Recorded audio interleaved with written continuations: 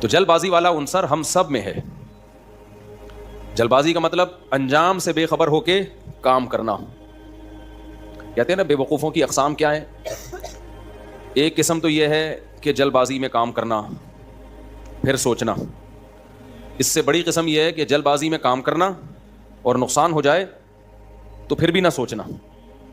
تو ہم لوگ اس لیول پہ, اللہ کا شکر ہے ہمارا لیول ہر چیز میں بہت ہائی ہے. یعنی ہم لوگ بہت سارے کام کرتے ہیں, اس پہ ہمیں نقصان ہوتا ہے, سوچے سمجھے بغیر کام کر رہے ہوتے ہیں, نقصان ہوتا ہے. تو یہ نہیں کہ چلو اگلی دفعہ میں ہم احتیاط کریں گے, آئندہ یہ غلطی نہیں کریں گے. کام کرنے کے بعد بھی نہیں سوچتے. اور اس سے بڑا بے وقوف وہ ہے, 3 درجے ہوتے ہیں ہر چیز میں, آپ کو پتہ ہے نا, ہر چیز میں 3 اسٹیپ ہوتے ہیں. ایک بے وقوف, ایک اس سے بڑا بے وقوف, اور ایک انٹرنیشنل بے وقوف. ہماری کنڈیشن پتہ ہے کیا ہے؟ جلد بازی میں کام کیا سوچے سمجھے بغیر, اس کے تمام نتائج اور پہلوؤں پہ غور کیے بغیر کام کیا. پھر جب اس کا نہیں سوچے سمجھے بغیر نقصان ہو گیا تو بھی نہیں سوچ رہے, یہ ڈبل بے وقوف. اس سے بڑے بھی ہم بے وقوف ہیں, وہ یہ کہ پھر ہم ڈالتے ہیں تقدیر پہ, یار کیا کریں, مقدر میں یہی لکھا ہوا تھا. تو اب وہ تو مقدر سے کون لڑ سکتا ہے بھائی. مقدر کی تقدیر کی بات اس وقت کی جائے گی جب آپ نے کام کرنے سے پہلے سوچا ہو, اس کے نتائج بھی سوچے ہوں, اس کے کیا فائدے ہو سکتے ہیں, کیا نقصانات, پوری ذمہ داری کے ساتھ مشوروں کے ساتھ کام کیا. اللہ کی طرف سے اب نقصان ہو گیا تو پھر شریعت کہتی ہے کس پہ ڈالو بھائی, مقدر پہ. اب تقدیر سے کوئی لڑ نہیں سکتا. ایسے موقع پہ ہے کہ تقدیر کا استعمال. دیکھو ایک آدمی بیمار تھا, آپ کا دوست تھا, آپ اس کو ہاسپٹل لے کر گئے, یہی کرو گے نا آپ, یا آپ بولو گے مقدر میں لکھا ہے تو مرے گا, نہیں لکھا ہے تو نہیں مرے گا, تڑپنے دو. یہ تقدیر کا غلط استعمال ہو رہا ہے کہ نہیں ہو رہا؟ وہ کہے گا ابے مجھے ہاسپٹل لے کے جا, میرا بخار دیکھ کہاں جا رہا ہے. پھر ڈاکٹر 2 قسم کے تھے, ایک اناڑی, ایک بڑا سینئر ڈاکٹر. آپ اناڑی کے پاس لے گئے جس کو ابھی تجربے ہے نہیں, وہ ابھی نیا بندے مارنا شروع کیے اس نے, آپ اس کے پاس لے گئے. پھر بندہ مر گیا, آپ کہو گے بھائی مقدر میں تھا مر گیا, یہ مقدر کا غلط استعمال ہوا کہ نہیں ہوا؟ غلط استعمال.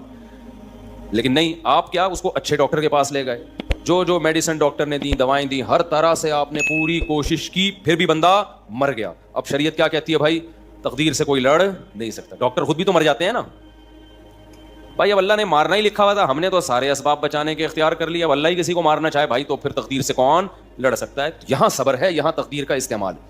لیکن آپ نہ ڈاکٹر کے پاس لے کے جا رہے ہیں, بلکہ آپ کیا کریں گے, اچھا والا بندہ کھڑا ہوا ہے, آپ نے چاقو نکال کے گلا کاٹ دیا. اگلا بولے گا کیا کیا تو نے؟ آپ کہیں گے مقدر میں تھا, موت کا ایک ٹائم متعین ہے, مقدر میں تھا مرنا, مر گیا. چاقو سے مرنا لکھا ہوا تھا, چاقو سے ہی مرے گا, بندوق سے نہیں مرے گا.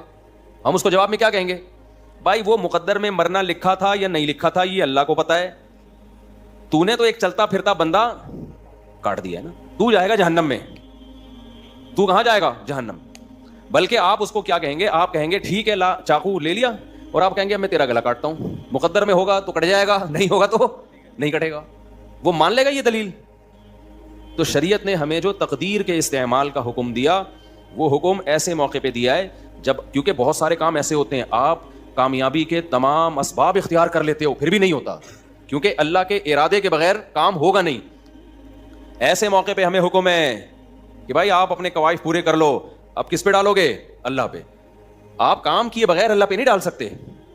تو ہم لوگ بے وقوفی کے 3 درجات, کام سوچے بغیر کرنا, نقصان ہو جائے تو پھر بھی مت سوچنا کہ چلو آئندہ کے لیے, اور تیسری اس سے بڑی ہماری بری خصلت, اپنی حماقتوں سے نقصان ہوا ہے اور پھر تقدیر کے عقیدے کا سہارا لے کے تسلی حاصل کرنے کی کوشش کرنا, تاکہ ہمیشہ کے لیے غلط کرنا سیکھ جائیں. ہم ہمیشہ کے لیے کیا سیکھ جائیں؟ ایک آدمی نے مجھے کہا جاپانیوں کی عمریں لمبی ہوتی ہیں, پاکستانیوں کی کم ہوتی ہیں, تو کیا اللہ نے ان کی تقدیر میں لمبی عمر لکھی ہوئی ہے؟ میں نے کہا ان کی تقدیر میں اللہ نے لمبی عمر لکھی ہوئی ہے, اور ساتھ میں یہ بھی لکھا ہوا ہے کہ اپنی صحت کا بہت خیال کریں گے, کھائیں گے ایسی چیزیں, برگر پیزے نہیں کھائیں گے. تو یہ ساری چیزیں تقدیر میں ہیں, اللہ کے علم میں پہلے سے ہے نا. تو جاپانیوں کے بارے میں اللہ نے کو علم ہے کہ یہ سب لائف اسٹائل بہت اچھا ہوگا, تمیز کی زندگی ہوگی, لہذا یہ 100 سال جئیں گے, تو وہ مقدر ہی کے حساب سے مرتے ہیں. ہمارے بارے میں اللہ نے پہلے سے لکھا ہوا ہے کہ یہ برگر کھا کے برگر بن جائیں گے, کولیسٹرول کے ڈبے اور گھی کے کنستر بنیں گے, اور 50 سال 60 سال سے اوپر کوئی بھی کراس نہیں کرے گا. 50 سال کے بعد ان کی بونس والی لائف شروع ہوگی. تو ہر چیز تقدیر سے ہے, ہر چیز تقدیر سے ہے, لیکن اسباب بھی تقدیر میں ہی لکھے ہوئے ہوتے ہیں, اللہ کے علم میں پہلے سے ہوتا ہے. جب شام میں وبا پھیلی ہے نا حضرت عمر کے دور میں, تو صحابی رسول جو شام جا رہے تھے نا لشکر لے کے, پتہ چلا کہ جی شام میں تو طاعون کی بیماری پھیل گئی ہے. اب ظاہر ہے وہاں جانے کا مطلب ہے آپ بھی اس وائرس میں اپنے اوپر بڑا خطرہ ہے. تو اب صحابہ کی جماعت وہیں رک گئی شام سے تھوڑا پہلے. غالباً عبیدہ ابن جرہ رضی اللہ تعالیٰ عنہ تھے غالباً. تو انہوں نے اب مشورہ کیا بھائی کیا کریں ہم. بعض صحابہ نے مشورہ دیا ہمیں واپس جانا چاہیے. تو انہوں نے کہا ٹھیک ہے ہم نہیں جاتے, وہاں وبا پھیلی بھی ہے, ہمیں مرنے کا خطرہ ہے تو واپس چلو. تو کسی نے کہا اللہ کی تقدیر سے بھاگ رہے ہو آپ, تقدیر میں موت لکھی ہے تو آئے گی, تقدیر سے کیوں بھاگ رہے ہو. انہوں نے بڑا پیارا جواب دیا, فرمایا نعم نفر من قدر اللہ الی قدر اللہ, ہم اللہ کی تقدیر سے بھاگ کے اللہ کی تقدیر ہی کی طرف جا رہے ہیں. تقدیر میں مرنا ہے تو زندہ ہونا بھی تو تقدیر میں لکھا ہوا ہوتا ہے کہ زندہ رہے گا, یہ ابھی نہیں مرے گا. ٹھیک ہے نا, سمجھ میں آ رہی ہے بات کہ نہیں آ رہی. تو ہمیں کیا پتا ہماری تقدیر میں زندگی ہے یا موت ہے, ہمیں کیا پتا. تو ہم زندگی کے اسباب اختیار کریں گے. زندہ بچ گئے تو اس کا مطلب مقدر میں زندگی لکھی ہوئی تھی اور ہم بھاگ کے مقدر سے دور بھاگ رہے تھے اپنے. تو ہمیں نہیں پتا, تو اسی پر آزمائش ہے ساری کہ بھائی ہمیں کیا پتا کیا لکھا ہوا ہے, اس لیے ہم سے وہ پوچھا جائے گا جو ہم کر رہے ہیں. سمجھ میں آ رہی ہے بات کہ نہیں آ رہی ہے. تو تقدیر کا عقیدہ وہاں استعمال کیا جائے گا جہاں آپ کی طرف سے قواعد پورے ہوں پھر بھی رزلٹ نہ آئے. تو وہاں کیا سوچیں گے بھائی, پھر مسلمان صبر کرتا ہے, غیر مسلم ڈپریشن میں جاتا ہے, اسٹریس میں جاتا ہے کہ یہ کیا ہو گیا. کیسی زبردست آیت ہے قرآن کی, یا ایھا الذین آمنوا لا تکونوا کالذین کفروا وقالوا لاخوانہم اذا ضربوا فی الارض او کانوا غزا لو کانوا عندنا ما ماتوا وما قتلوا لیجعل اللہ ذلک حسرۃ فی قلوبہم. ہوا یہ تھا غزوہ احد میں بہت سارے صحابہ شہید ہو گئے. اب منافقین نے یہ پروپیگنڈا کیا, یار ہمارے مشورے پر عمل کر لیا ہوتا نا, نہ جاتے یہ لوگ جنگ میں تو نہ مرتے, فلاں نہ جاتا تو زخمی نہ ہوتا. اب گئے کس کے حکم پہ تھے, یہ اللہ کے حکم پہ گئے تھے نا. آپشنل ہوتا نا, آپشنل کہ جا بھی سکتے ہو نہیں بھی جا سکتے, پھر نقصان ہو گیا تو پھر غم ہونا چاہیے, یار ہمارا فیصلہ کیا تھا, غلط تھا, واقعی ہم نے جلد بازی سے کام لیا ہے. یہاں تو جلد بازی کا سوال ہی پیدا نہیں ہوتا تھا, یہاں حکم کس کا تھا, اللہ کا, بھائی نکلو. اب اللہ جب کہہ رہے پھر تو جانا ہی جانا ہے نا. اب اس میں 70 افراد شہید ہو گئے, بہت سے زخمی ہو گئے. تو منافقین نے کہا کہ دیکھا نہیں جاتے تو آج یہ دن دیکھنا نہ ملتا.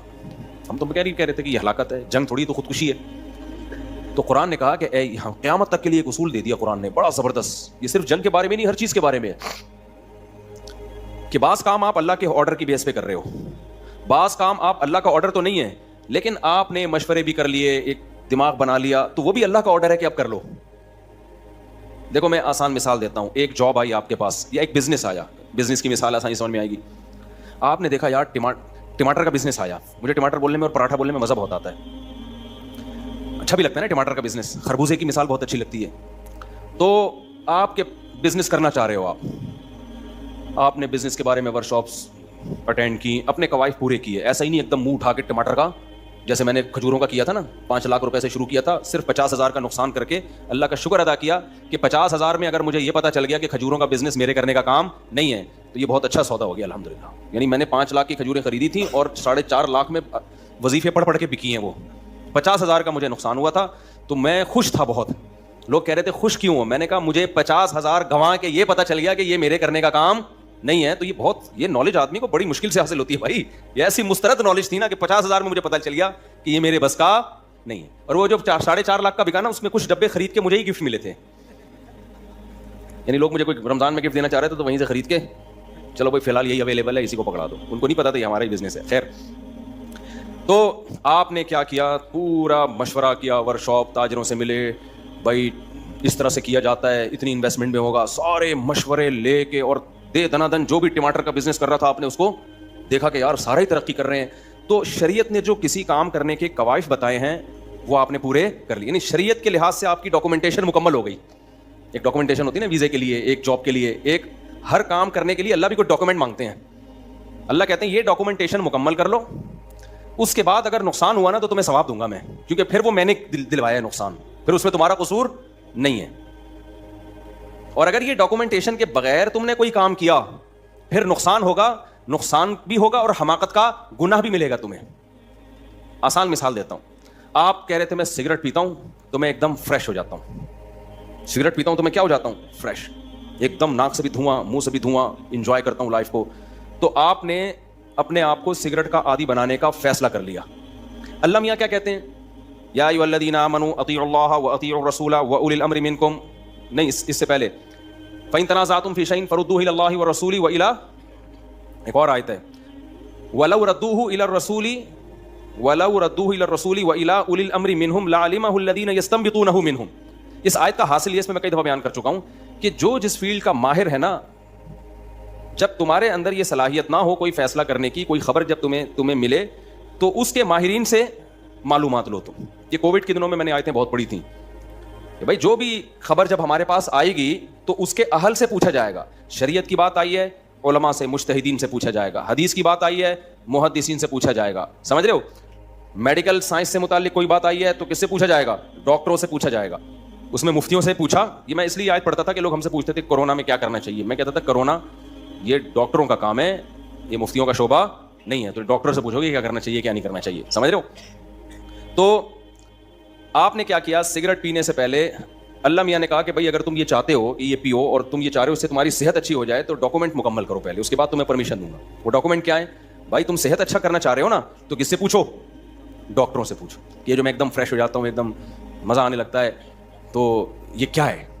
جب ڈاکٹروں سے آپ پوچھو گے، ایک ڈاکٹر، دو ڈاکٹر، تین ڈاکٹر، وہ کہیں گے بھائی یہ وقتی فائدہ ہے، اس کے بعد آپ اس کے عادی ہوتے چلے جاؤ گے. پہلے ایک ڈبی، پھر 2 ڈبی، پھر 10 ڈبی، پھر سارا دن ڈبے ہی ڈبے، پھر پورا دھواں ہی بن جاؤ گے تم. ایک دن اتنا دھواں نکالو گے کہ ہر جگہ سے دھواں ہی نکلے گا.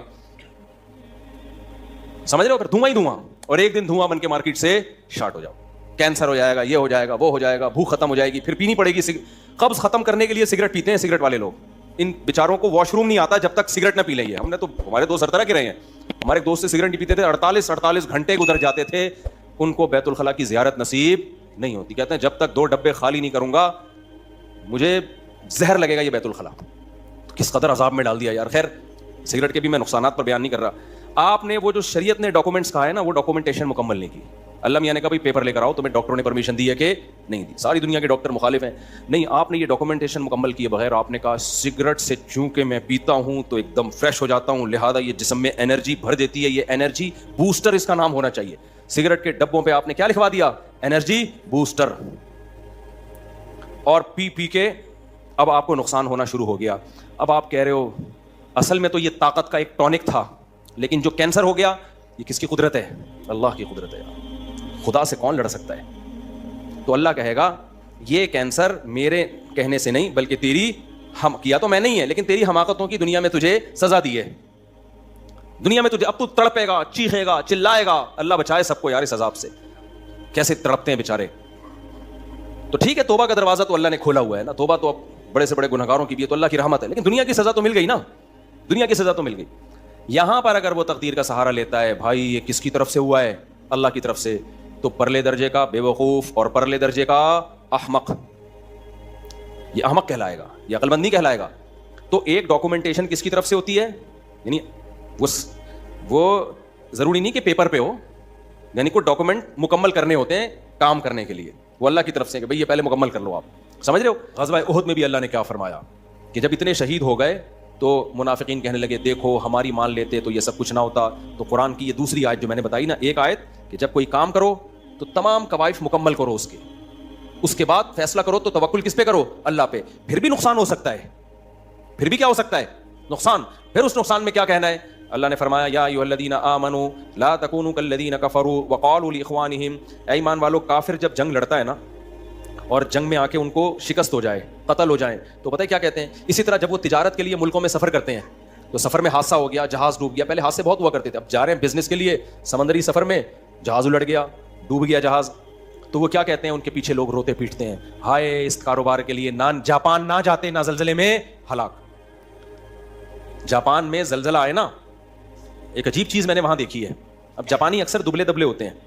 میں جب جاپان میں تھا تو بہت خطرناک زلزلہ آیا تھا نا، آپ کو بھی پتا ہوگا. خیر مجھے تو پتہ نہیں چلا، زلزلے کا ہم پل پہ تھے اس وقت. پل تو ویسے ہی ہل رہا ہوتا ہے، لیکن واپس آئے تو پتہ چلا پورا یوں ہل رہا تھا. تو میں نے اپنے میزبان سے، ہمارے جو ارشاد بھائی، ان سے پوچھا، میں نے کہا یار یہ تو بڑا خطرناک ہے. ہر ہفتے 1-2 جھٹکے آ جاتے ہیں. انہوں نے کہا کہ ہر ہفتے 1-2 ہل جاتے ہیں تھوڑے سے، تو ہمارے لیے نارمل ہے. تو میں نے کہا بھائی اگر اوپر والے پورشن میں چھت گر گئی، 2 پورشن تھے نا ان کے گھر کے، چھت گر گئی، خدا نہ خواستہ بندہ تو مرے گا. انہوں نے کہا یہ پہلے سے انتظام ہے، ہمارے ہاں چھت بہت ہلکی ہوتی ہے، گتے کی چھت نہیں جسے کہتے ہیں، مضبوط ہوتا ہے، اس پہ ایک اپارٹمنٹ پورا بن جاتا ہے، لیکن وہ اس چھت کا ویٹ نہیں ہوتا. میں نے کہا بھائی چھت کا ویٹ تو نہیں ہے، لیکن اوپر آپ جیسا کوئی بندہ بیٹھا ہوا اس کا تو ویٹ ہوگا نا. نہیں آئی میرا خیال ہے بات. کہہ رہے ہیں یار یہ تو ہم نے کبھی سوچا ہی. میں نے کہا مجھے یہ ڈر لگ رہا ہے آپ کے گھر میں اب رات کو سوتے ہوئے, وہ اوپر جا کے سوتے تھے نا اوپر والے ارشاد بھائی, اور بھاری بھی ہیں ماشاء اللہ, جسم بھی ان کا بھاری. میں نے کہا ارشاد بھائی مجھے جاپانیوں نے یہ تو پورا انتظام کر لیا کہ چھت ہلکی بنا دی, چھت گرے گی ہمیں کچھ نہیں ہوگا, لیکن آپ اگر گر گئے تو ایک اور زلزلہ آئے گا, پھر صرف یہ نہیں کہ بندہ نہیں مرے گا. تو میں نے پھر ان سے کہا, میں نے کہا دیکھیں جاپانیوں نے نا جاپانیوں کے ویٹ کے حساب سے زلزلہ کا حساب کتاب کیا ہے, اس کو پاکستانیوں کا ویٹ معلوم نہیں ہے. تو آپ جاپان کے سائنسدانوں کو جا کے بتائیں یا یہاں کے ماہرین زلزلیات کو جا کے بتائیں کہ بھائی اب تھوڑا سا کوئی اور ٹیکنالوجی لے کر آؤ, یا تو اوپر والے اپارٹمنٹ بنانا چھوڑ دو, کیونکہ اوپر بندہ گرے گا تو اس کی ایسی کی, بندے کو کچھ نہیں ہوگا, وہ جس پہ گرے گا نا اس کی ایسی کی تیسی ہو جائے گی. یہ بات پتہ نہیں کہاں سے آ گئی, کیا بات کر رہا تھا. ہاں تو اب آپ سفر پہ گئے, جہاز الٹ گیا, تو کافر کیا کہتا ہے, کافر کہتا ہے یار سارے محلے والے آ جاتے ہیں, ابے ہم پہلے ہی کہہ رہے تھے کہ جاپان نہ جاؤ زلزلہ آ جائے گا, ارشاد بھائی گر, استغفر اللہ وہ ہمارے دوست ہیں وہ گر جائیں گے, اور بھائی جاپان مت جاؤ زلزلہ آئے گا, یہ ہو جائے گا, سونامی آ گیا دیکھو مر گیا, یا جہاز ڈوب گیا, ہم تو پہلے ہی کہہ رہے تھے سفر مت کرو. اسی طرح میدان جنگ میں جب وہ جاتے ہیں قتل ہو جاتے ہیں, بھائی ہم نہ جاتے تو نہ مرتے. یہاں یہ دوسرا حکم ہے اسلام کا, اللہ کہتے ہیں تم کافروں جیسی باتیں مت کیا کرو کہ جب یہ تجارت کے لیے سفر میں نکلتے ہیں نقصان ہو جاتا ہے, کوئی بھی کام کرتے ہیں نقصان ہو جاتا ہے, تو کہتے ہیں نہ کرتے تو یہ نہ ہوتا. نبی نے فرمایا اگر مگر کا جو کلمہ ہے یہ شیطان کا ہتھیار ہے, مسلمان اگر مگر نہیں کرتا. فرمایا تم یہ کیا یہ کہا کرو واللہ یحیی و یمیت, بھائی موت زندگی کس کے ہاتھ میں ہے, اللہ کے ہاتھ. موت تو دینی ہے نا اللہ نے, سارے زندہ تھوڑی رہیں گے, ہر ایک کا ایک ٹائم ہے. بچہ جب ماں کے پیٹ میں ہوتا ہے اللہ اس کی موت کا ٹائم لکھ دیتے, کسی کے بارے میں لکھ دیتے ہیں پیدا ہونے سے پہلے ہی مر جائے گا, صحیح ہے نا. تو اللہ نے لکھا ہوا تھا بھائی. تبھی قرآن کہہ رہا ہے جو لوگ شہید ہو گئے نا غزوہ احد میں, اگر یہ اپنے گھروں میں ہوتے ان کی موت ان کو کھینچ کے لے کر آتی میدان احد میں, کسی بہانے سے ان کو موت کھینچ کے لاتی. تو تم یہ کہا کرو واللہ یحیی و یمیت, بھائی موت زندگی کس کے قبضے میں ہے, اللہ. ہم نے تو سفر کیا تھا کامیابی کے لیے, اب نتیجہ کس پہ چھوڑا تھا, اللہ پہ. تو اللہ نے مارنا تھا تو مار دیا. ہمارے ایک ریلیٹو نا شوگر سے بہت بچتے تھے کہ بھائی شوگر نہ ہو جائے مجھے, بہت احتیاط, جو بھی ڈاکٹروں کی پلاننگ کے مطابق ان کا غذائی چارٹ, پھر بھی شوگر ہو گئی, بڑی خطرناک شوگر ہوئی. میں نے ان سے پوچھا, ان کی 55-60 سال عمر ہوگی, ان کو شوگر ہو گئی. میں نے پوچھا آپ تو اتنی احتیاط کرتے تھے پھر بھی شوگر ہو گئی. انہوں نے بڑی پیاری بات کی, انہوں نے کہا مرنا بھی تو ہے بھائی, کیا خیال ہے, اب کوئی نہ کوئی بہانہ تو ہوگا نا قبر میں اتارنے کا. شوگر نہیں ہوگی تو بلڈ پریشر ہو جاتا, ہارٹ کا مسئلہ ہو جاتا, ورنہ بڑھاپا خود ایک بہت بڑی بیماری ہے. تو بڑا اچھا انہوں نے بڑے مسکرا کے ایک جملہ بول دیا, بھائی مرنا بھی تو ہے, ہم تو ٹھیک ہے جتنی مرضی احتیاط کریں, اب اللہ میاں تھوڑی کہے گا چونکہ تو احتیاط بہت زبردست قسم کی کر رہا ہے لہذا میں تجھے نہیں ماروں گا. تو موت کے لیے کوئی نہ کوئی بہانہ چاہیے. کسی کو جوانی میں اللہ مارے گا, کسی کو بڑھاپے میں مارے گا, کسی کو بچپن میں مارے گا, تو اس کے لیے مختلف. وہ سلیمان علیہ السلام والا واقعہ پتہ نہیں کتابوں میں لکھا ہے صحیح ہے غلط ہے, کہتے ہیں سلیمان علیہ السلام کے دربار میں نا موت کا فرشتہ آیا اور ایک بندے کو یوں گھور گھور کے دیکھ رہا ہے. وہ بندہ ڈر گیا, یار پتہ نہیں کون ہے یہ. تو سلیمان علیہ السلام, وہ جب موت کا فرشتہ چلا گیا نا تو اس بندے نے پوچھا سلیمان علیہ السلام سے یہ کون تھا. سلیمان علیہ السلام نے کہا موت کا فرشتہ تھا, تجھے گھور گھور کے دیکھ رہا تھا. یہ واقعہ کتابوں میں لکھا ہے, اوتھینٹک ہے یا نہیں مجھے نہیں پتا, لیکن اس سے جو سبق ملتا ہے وہ سبق ٹھیک ہے. تو اس بندے نے کہا کہ یہ تو اس کا مطلب اگلا نمبر کس کا ہے, تو آپ ہوا کو حکم دیں مجھے اٹھا کے ہندوستان پہنچا دے. مجھے کہاں پہنچا دے, ہند بہت پرانا, ہندوستان جو ہے نا بہت پرانی آبادی ہے یہاں پہ, اور اس ہند کے نام سے ہی بہت پرانا ملک ہے یہ. تو سلیمان علیہ السلام نے کہا ٹھیک ہے بھائی, ان کو پتا تھا مقدر سے تو کوئی لڑ سکتا نہیں ہے, اٹھا کے ہوا کو حکم دیا چلو بھائی ہندوستان. کچھ دیر میں اطلاع آئی کہ اس کا انا للہ و انا الیہ راجعون ہو گیا. تو کہتے ہیں وہ موت کا فرشتہ سلیمان علیہ السلام سے ملا, انہوں نے پوچھا بھائی تو اس کو گھور گھور کے کیوں دیکھ رہا تھا. کہتے ہیں اللہ نے مجھے کہا تھا کل جو ہے نا اس کی موت ہندوستان میں فلاں جگہ سے تم نے اس کی روح قبض کرنی ہے, تو میں دیکھ رہا تھا یہ بندہ یہاں کیا کر رہا ہے, اس کو تو وہاں ہونا چاہیے تھا. اور کتنے تیز رفتار گھوڑے پہ بھی بیٹھ کے وہاں جائے گا تو بھی 1 مہینے سے پہلے نہیں پہنچ سکتا. تو یہ کیسے اتنی جلدی, اللہ کا حکم بھی غلط نہیں ہے. تو میں گھور گھور دیکھ رہا تھا یار میں بندہ صحیح ٹریس کر پایا ہوں کہ نہیں کر پایا, وہی ہے کوئی اور تو نہیں ہے. تو دیکھو خود ہی اٹھا کے اس نے اپنے آپ کو کہا. تو اس لیے قرآن کے الفاظ ہیں اینما تکونوا یدرککم الموت, تم جہاں بھی چلے جاؤ نا موت تمہارے پاس خود پہنچے گی. سمجھ رہے ہو, یہ وہ محبوب ہے جو کراچی کے بجلی کے کھمبوں کی طرح برسات میں خود آگے بڑھ کے آپ کو گلے لگاتا ہے. خود کیا کرتا ہے, بجلی کے کھمبے نا خود آگے آ کے موسٹ ویلکم کرتے ہیں, آ جا بھائی تیرا ٹائم کیا ہو گیا ہے, پورا ہو گیا. خود چپکتے ہیں آ کے انسان سے. تو موت خود آگے بڑھ کے گلے لگاتی ہے. ہم جتنا بھاگ لیں, بعض دفعہ موت سے بچنے کے جو اسباب ہوتے ہیں نا وہ اسباب موت کا سبب بن رہے ہوتے ہیں. اچھے بھلے لوگ میں نے دیکھے فٹ فاٹ تھے, ڈاکٹر کے پاس جا کے ٹیکا لگوا کے مر گئے. میرے خود خاندان میں ایسے واقعات ہوئے ہیں, کوئی بیماری نہیں تھی, ہلکا سا بخار تھا, انہوں نے کہا چلو ایک ٹیکا لگوا لے. ابے بھائی چھوڑ دے, آرام سے بیٹھا رہے, پیناڈول کھا لے. نہیں جی بس جلدی سے ٹھیک ہونا ہے, میرا کل پیپر ہے. ڈاکٹر نے ٹیکا لگایا, وہ ری ایکٹ کر گیا, آدھے گھنٹے کے اندر موت. ڈاکٹر کا بھی قصور نہیں تھا, ڈاکٹر سے کوئی دشمنی نہیں تھی. ڈاکٹر سے رابطہ کیا, اس نے کہا بھائی لاکھوں میں کسی ایک کو ریئیکشن کا خطرہ ہوتا ہے, مجھے کیا پتا وہ لاکھوں میں ایک ہی یہی ہے. تو وہ انا للہ ہو گیا اس کا. تو ایسے بہت سے کیس ہیں. تو موت جو ہے نا, تو موت سے بڑی تو کوئی مصیبت نہیں سمجھی جاتی. جب موت کے بارے میں حکم یہ, اللہ کہتے ہیں کوئی بھی نقصان ہو تو تم نے کافروں والی باتیں نہیں کرنی, اگر یہ ہوتا تو یوں ہوتا. تم نے کیا کہنا ہے بھائی, یہ کس کے ہاتھ میں ہے؟ اللہ. عربوں میں بہت ساری اچھی باتیں ہیں, ٹھیک ہے کچھ خرابیاں بھی ہیں, لیکن کچھ باتیں بڑی خاندانی بھی ہیں. سعودی عرب میں آپ دیکھو گے عربوں کو نا, بڑی سے بڑی موت ہو جائے, وہ پتہ ہے کیا کہتے ہیں, ما قدر اللہ. ابھی میرا 2-3 مہینے پہلے سعودی عرب کا سفر تھا, تو ایک حکومتی لیول پہ ایک بہت بڑے آدمی سے میری ملاقات ہوئی, کچھ سرکاری عہدے پر بھی تھے. وہ جس نے ملاقات کروائی وہ انڈین تھے. انہوں نے بتایا, وہ انڈین جو تھے نا میرے دوست, انہوں نے بتایا کہ یار اس آدمی کا حوصلہ میں نے دیکھا ہے, اس کے 10 سال کے بچے کی ڈیتھ ہوئی ہے اور اس نے ایسا صبر کیا ہے. 10 سال کا بچہ انسان کو بہت محبوب ہوتا ہے, بڑا خوبصورت بچہ تھا. وہاں تو تیل ہے نا, تیل نکلتا ہے, تو بچے خوبصورت ہی ہوتے ہیں. یہ مہنگائی اور غربت کی وجہ سے ہم لوگ میں کیا ہو گیا ہے, خوبصورتی مارکیٹ سے آہستہ آہستہ شارٹ ہوتی جا رہی ہے. تو اب وہ عربوں کے بچے, وہ سارے ان کے سارے وٹامنس منرلس پورے ہو رہے ہوتے ہیں. کہہ رہے اس نے ایسا صبر کیا ہے نا, کہ ایک جملہ تھا اس کی زبان پہ, ما قدر اللہ, جو مقدر میں تھا ہو گیا. تو میں نے کہا بھائی ہم نے تو یہ اپنے حضرت سے پہلے واقعہ سنے میں. ہمارے ایک دوست نے بتایا کہ سعودی اپنے 2 بچوں کو, 2 بیٹے تھے اس کے, لے کے جا رہا ہے انگلی پکڑ کے. اچانک ایک بچے کا ہاتھ چھوٹا, وہ بھی 9-10 سال کی عمر کے, ہاتھ چھوٹا, وہ غلطی سے روڈ پہ آ گیا. روڈ پہ آیا, پیچھے انتہائی اسپیڈ کے ساتھ ایک لینڈ کروزر جیسی ہیوی گاڑی, اس نے اس بچے کو اٹھا کے ہٹ کیا ہے. بچہ جا کے درخت سے چپک گیا, آن دا اسپاٹ اس کی ڈیتھ ہوئی ہے. کہہ رہے میں اس عربی کے ساتھ تھا, میں نے دیکھا کہ وہ عربی نے گیا ہے, اپنے بچے کی لاش اٹھائی, اور زبان میں الفاظ تھے ما قدر اللہ, جو مقدر میں تھا ہو گیا. کہہ رہا اس کا ایسا حوصلہ.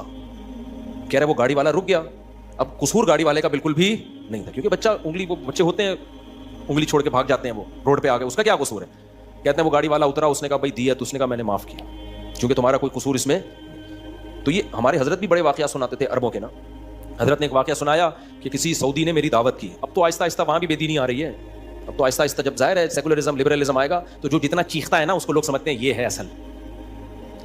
جو بے دینی جب آتی ہے نا, تو میت پہ جو 2-2 فٹ اچھل ہاں ہی سر مار رہا ہوتا ہے, لوگ کہتے ہیں محبت تو اصل اس کو کہتے ہیں, اٹ از کالڈ محبت. حالانکہ اسلام میں چیخنا, چلانا, شور شرابہ یہ پسندیدہ نہیں ہے, صبر پہ ثواب ہے. تو ہمارے حضرت نے ایک اور واقعہ سنایا. کہتے ہیں ایک عربی نے, سعودی نے میری دعوت کی, میں بیٹھا ہوں ناشتے پہ, دعوت, پراٹھا مراٹھا جو بھی ان کے, زیتون میتون, ان کے کھانے ہم سے کھائے نہیں جاتے. ہم زمزم ہوٹل میں تھے حج کے موقع پہ نا 2013 میں. ہوٹل اتنا مہنگا, اور اس میں کھانے زیتون اور کشمش اور انجیر اور پتہ نہیں کیا کیا. میں باہر نکلتا تھا کنی کترا کے, باہر پائے اور پراٹھے کھاتا تھا میں بیٹھ کے. میں نے کہا یار جب تک بھاری بھرکم نوالا پیٹ میں نہیں اترے ہمیں تسلی نہیں ہوتی. تو ٹھیک ہے انجیر زیتون بہت اچھی چیز ہے, لیکن ناشتے میں یار پھر اتنا چلنا ہوتا تھا حج میں. ہم نے کہا یار وہ ایک بنگالی ہوٹل تھا, ہم کنی کترا کے نکلتے تھے وہاں پہ چھپڑ میں جا کے, پائے میں نا وہ ڈبو کے ہاتھ بھی, جب تک نہاری اور پائے سلیقے سے کھانے کی چیز نہیں ہے, یہ توہین ہے. جب تک نہاری میں انگلیاں نہ ڈوبے نا اچھی طریقے سے, اور پائے میں انگلیاں نہ ڈوبیں, چپکے نہیں, اس کا مطلب اس کو پائے کھانے کے آداب معلوم نہیں ہے. اس پہ وہ شعر صادق آتا ہے, جو ذرا سی پی کے بہک گیا اسے میں کدے سے نکال دو. یہاں اہل ظرف کا کام ہے, یہاں تنگ نظر کا گزر نہیں. شرابی نے کہا ہے کہ ہمارے شراب خانے میں نا جو 2 گھونٹ پی کے بہک جائے اس بے غیرت کو یہاں سے کیا کرو, کیا کر رہا ہے, توہین.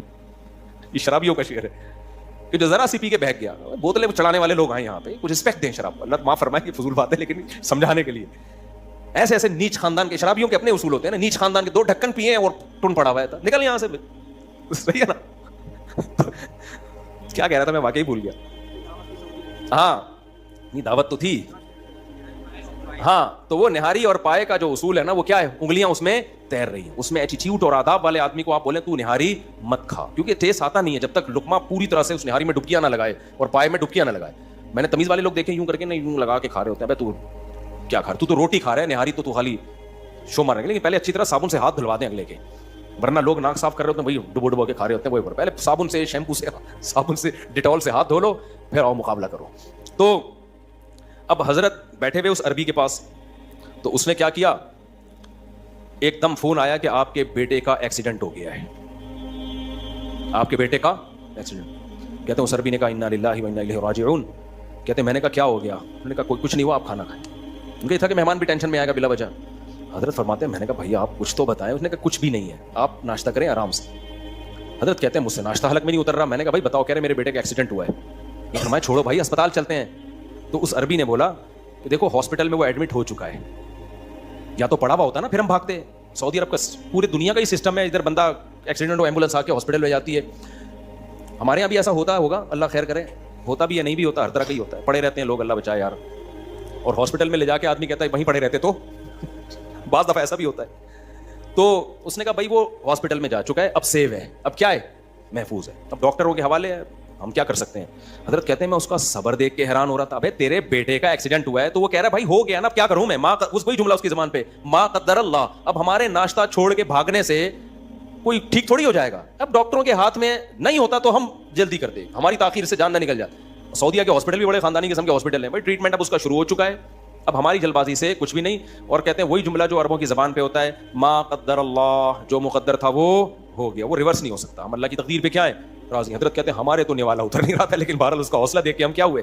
حالانکہ ہمارے حضرت کا حوصلہ اس سے بھی زیادہ تھا, لیکن چونکہ سوسائٹی میں نظر نہیں آ رہا تھا تو حضرت حیران اس لیے ہو رہے تھے کہ یار یہ بھی تو بعض چیزیں, کیونکہ وہ براہ راست قرآن سمجھتے ہیں نا.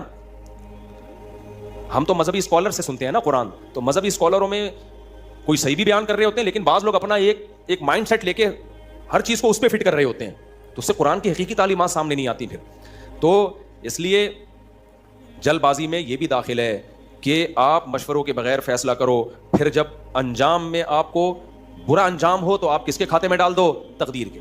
اب اگر وہ سعودی کی غلطی سے ایکسیڈنٹ ہوا ہوتا ہے نا, پھر ما قدر اللہ کہنا بنتا نہیں ہے. بغیر لائسنس کے بیٹے کو گاڑی دے کے چلا دیا ہوتا ہے بھائی, سکھائی نہیں ہوتی اور کہا تجربہ کر, پھر ایکسیڈنٹ ہوتا, کہتے کوئی بات نہیں, ما قدر اللہ. ما قدر اللہ نہیں, نالائق, جب گاڑی چلانا آتی نہیں تھی اس کے حوالے کیوں کی, روڈ پہ بھیجا کیوں اس کو. سمجھ میں آ رہی ہے بات.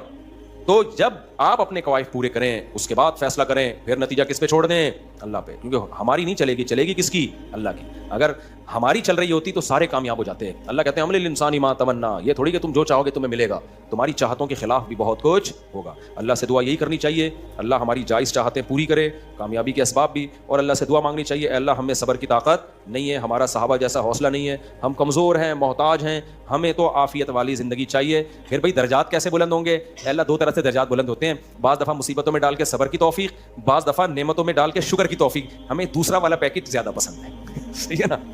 ہمیں کون سا پیکج چاہیے, دوسرا والا.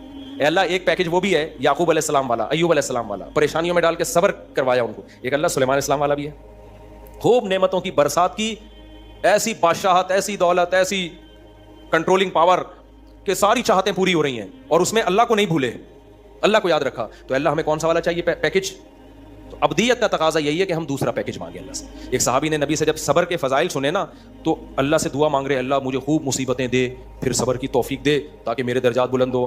آپ صلی اللہ علیہ وسلم نے منع کیا ان اللہ سے مصیبتیں. دیکھو صحابہ کا ایمان کتنا تگڑا تھا, انہوں نے کہا, آپ نے فرمایا نہ نہ, کیونکہ یہ ابدیت کے خلاف ہے. اب محتاج اسے کہتے ہیں فقیر بن کے رہو. فقیر کبھی کہتا ہے دے سکتے ہو تو دے دو ورنہ میں صبر. وہ کہتا ہے بھائی مجھے پیسے چاہیے, میرے گھر میں راشن ختم, میرے گھر میں یہ نہیں, بھی جو مسئلے ہوتے ہیں نا وہ بھی ڈالے گا کھاتے میں.